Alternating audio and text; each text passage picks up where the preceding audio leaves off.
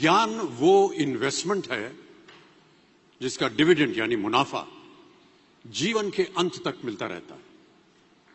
बड़े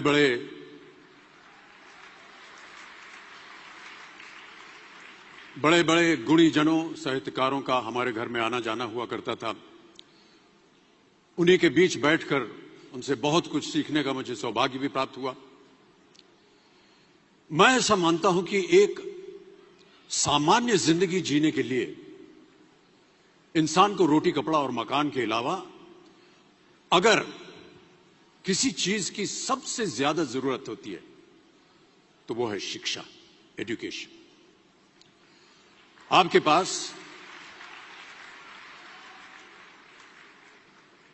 पास यदि धन है तो आप उसे गोल्ड में कन्वर्ट कर सकते हैं। धन हो या सोना, दोनों के कम होने का या खो जाने का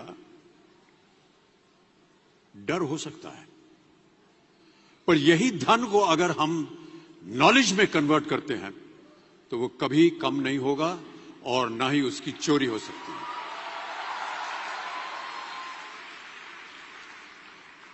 Money, ladies and gentlemen, anyone can steal, but knowledge cannot be stolen from you.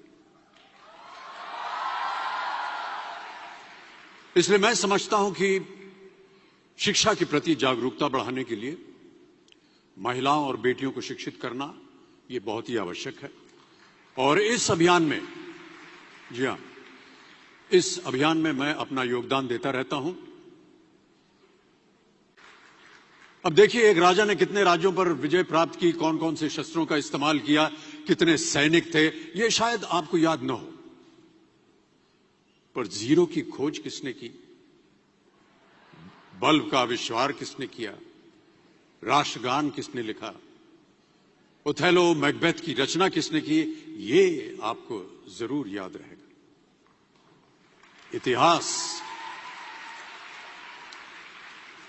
इतिहास गवाह है कि एक राजा अपनी शक्ति के बल पर केवल वहीं तक पूजा जाता है जहां तक उसका साम्राज्य फैला होता है। वो केवल अपनी प्रजा का प्रिय होता है। पर अपने ज्ञान की कीर्ति फैलाने वाले Albert Einstein, William Shakespeare, Rabindranath Tagore सिर्फ अपनी जन्मभूमि में ही नहीं बल्कि पूरे विश्व में पूजे जाते हैं। संपूर्ण मानव जाति के लिए वो प्रेरणा स्रोत बनते हैं।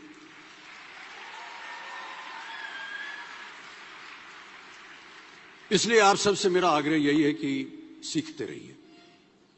ज्ञान का धनी व्यक्ति हमेशा ही सम्मान और आदर योग्य होता है, क्योंकि ज्ञान वो कवच है, वो शील्ड है जो आपके जीवन में आने वाली कठिनाइयों से आपकी रक्षा करेगा। फिर किसी भी शस्त्र की आपको आवश्यकता नहीं होगी।